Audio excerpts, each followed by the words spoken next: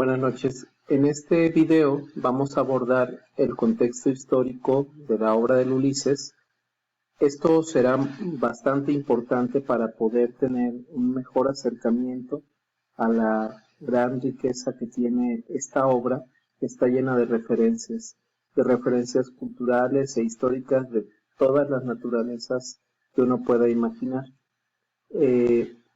Para empezar hay que hablar de Irlanda como una nación que desde el siglo XII, desde aproximadamente 1166, tiene ya una primera ocupación inglesa llevada a cabo por Enrique II, el esposo de Leonor de Aquitania, después de la amenaza que para él representó que los MacMurrough, una dinastía real local de Irlanda, pidieran el apoyo de un príncipe normando que era enemigo de los ingleses o que podía ser un rival de los ingleses. Esta situación de los MacMurrough es referida precisamente en un diálogo en el capítulo 2 de Proteo, el capítulo 2 en donde está el diálogo entre Deasy y Stephen Dedalus, entre Garrett Deasy, el director. Y bueno, una de las cosas es que este segundo capítulo está plagado de referencias históricas, porque precisamente su tema es la historia. Una cosa que hay que considerar es que Joyce, en el Ulises y en sus obras en general, nunca va a poner una crónica ni va a hacer una descripción detallada de los hechos. Nos va a dar algunos elementos que prácticamente quedan insertos dentro del diálogo y dentro del mundo interno de los personajes o del diálogo que tienen con nosotros. Entonces esto hace que sea bastante difícil abordar la lectura porque cada párrafo puede estar plagado de elementos que tenemos que verificar o revisar para poder hacer una lectura verdadera, digamos, una lectura consistente de la obra. Entonces, hablando ya del mundo contemporáneo de la Irlanda, de Joyce, pues hay que recordar que el siglo XIX fue un siglo bastante difícil. En el caso de esta nación, había pasado por un primer intento, digamos, de independencia, en donde estuvo también involucrado O'Connell, que es un personaje importante de la primera década del siglo XX y que es referido también en el diálogo entre Deasy y Stephen Dedalus. Otro hecho que también es referido en un solo párrafo, que también en boca de Deasy, es la gran hambruna de 1846, que fue la peor, pero no fue la única que sufrió el pueblo irlandés, y que también quedará retratada de diferentes formas o referida de diferentes formas en el Ulises.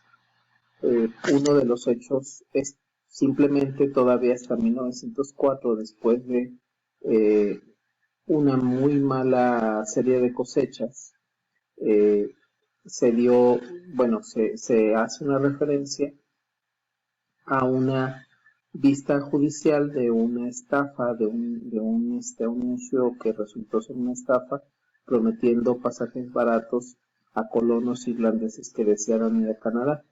En todo el siglo XIX se dio el fenómeno de la migración masiva hacia América y en estos llamados barcos ataúd en el que mucha gente moría por las condiciones en las que viajaba y aparte porque ya iban de por sí con un organismo sumamente debilitado por el hambre. Esta es una fotografía de O'Connell, uno de los personajes que es mencionado en el capítulo 2, y una ilustración que es contemporánea, digamos, de esta gran hambruna que se dio debido precisamente a las malas cosechas y a la plaga que azotó a la papa en ese momento. Una imagen de un barco de migrantes, de estos barcos que llamaron barcos ataúd. Y bueno, en Irlanda era un un territorio que se veía además humillado por el hecho de que Inglaterra lo mantuvo siempre en un fuerte retraso, ¿no? En el norte, que como sabemos nunca se pudo independizar, sufrió un destino, o más bien experimentó un destino un poco distinto, pero eso será a partir, digamos, de que Irlanda, la República de Irlanda, se separa. Eh, Prácticamente quedó sumida en un papel de proveedora de productos agrícolas, de ganado, y uno de los movimientos que se va a dar posterior al de O'Connell, ya prácticamente en el siglo XIX, finales de este siglo, es el de Charles Stuart Parnell, que también será referido en la obra, y de hecho ya aparece por ahí el nombre de Parnell en el capítulo 2 y no me recuerdo si en el capítulo 3. Bueno, este hombre va a ser referido por un hecho que fue un escándalo, porque aunque era un hombre probo y un hombre valiente, se le atribuyó un lío de faldas, un adulterio, y esto para poder de alguna manera los ingleses restarle popularidad. Entonces por ahí también aparece referido este hecho. Eh, Esos movimientos de autonomía irlandesa tuvieron un cierto efecto, aunque sea leve. Lo que buscaban era, en principio, más representatividad, lo cual la Cámara de los Comunes inglesa lo aprobó, pero no así la Cámara de los Lores, y esto prácticamente, bueno, resultó, digamos, en una derrota más para el movimiento irlandés de autonomía, aunque Parnell gozó de popularidad y cariño en épocas posteriores, o sea, a pesar de pues digamos, fracaso. Y bueno, aquí tenemos una imagen de su velorio, ¿no? Al que acudieron una gran multitud para despedirlo.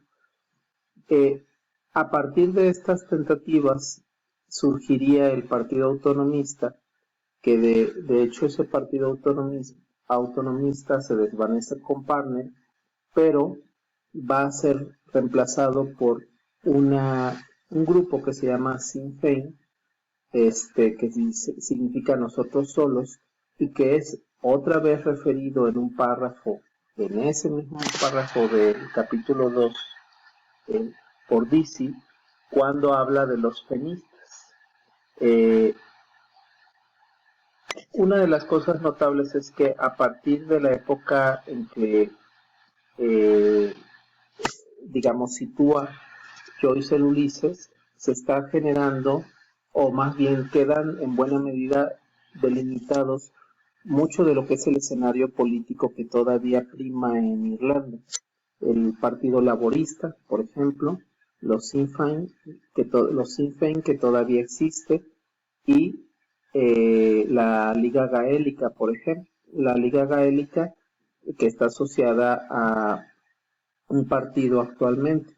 Entonces, además de lo político, hay un movimiento de recuperación del folclore y de la lengua gaélica, y aquí vemos una imagen de William Butler Yeats, el que es considerado pues el poeta más importante, probablemente más representativo del país, un hombre que es de una generación o unos años más joven que Joyce, que cuando Joyce empezó a escribir era una figura ya consagrada completamente Yeats, y bueno, que además hizo una labor de recuperación muy importante del folclore irlandés. Yeats va a ser referido y vamos a ver precisamente que en el caso de Haynes, este personaje inglés que está con Buck Mulligan y con Stephen Dedalus, él está interesado en el estudio del folclore y la lengua irlandesa, y se hacen ahí referencias a Yeats en el capítulo 1, que es Telémaco. Ahora, este mapa nos permite ver cómo declinó, cómo cayó en declive el uso de la lengua gaélica de tal modo de que cuando Joyce estaba, digamos, está situando estos pasajes, la lengua gaélica la habla un porcentaje ya muy bajo de los locales. Entre otras cosas también, Joyce, bueno, tardó 8 años en poder escribir, publicar el Ulises. Una de las cosas que ocurre es que ciertos movimientos como el Sinn Féin se radicalizan y prácticamente, bueno, se van a volver populares en ciertos grupos después de algunos hechos que implicaron enfrentamientos entre las fuerzas británicas y los locales.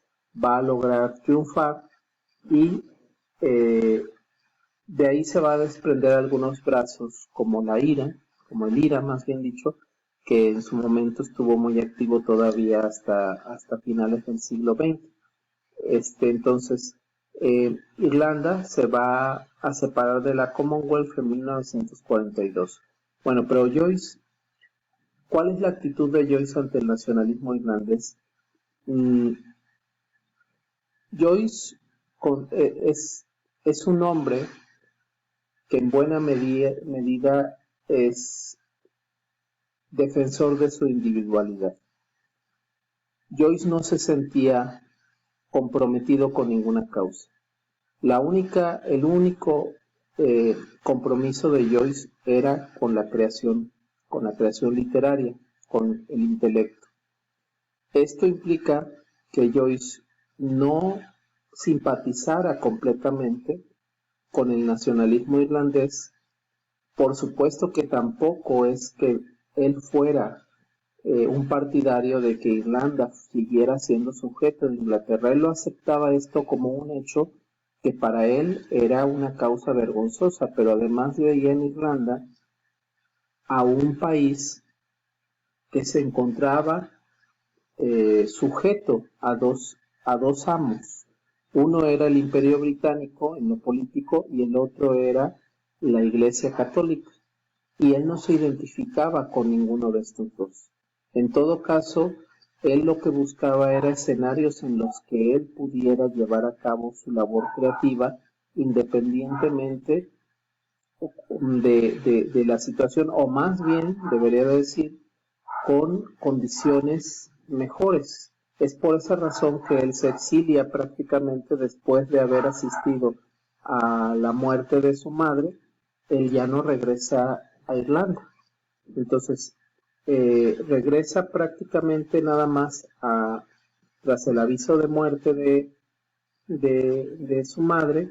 Regresará ocasionalmente, más bien en 1912, pero es una visita breve y, como sabemos, pasará la mayor parte de sus años primero en París, una estancia no tan larga, pero muy importante, luego en Trieste y finalmente en Zúrich, ¿no? Como parte también de las condiciones que planteó la Segunda Guerra Mundial. Entonces, espero que esto, aunque breve, sirva para poder entender un poco más el contexto en el que se escribió y se publicó el Ulises de Joyce y un poco la personalidad de James Joyce, que tiene, por supuesto, es un personaje icónico de Irlanda, ¿no? Es como Kafka prácticamente para Praga, ¿no? En el caso de Joyce, curiosamente, pese a que no se identifica con el nacionalismo irlandés y nunca abanderó esas causas, él se convirtió prácticamente en un icono de lo que es Dublín, y Dublín en Irlanda fueron sus temas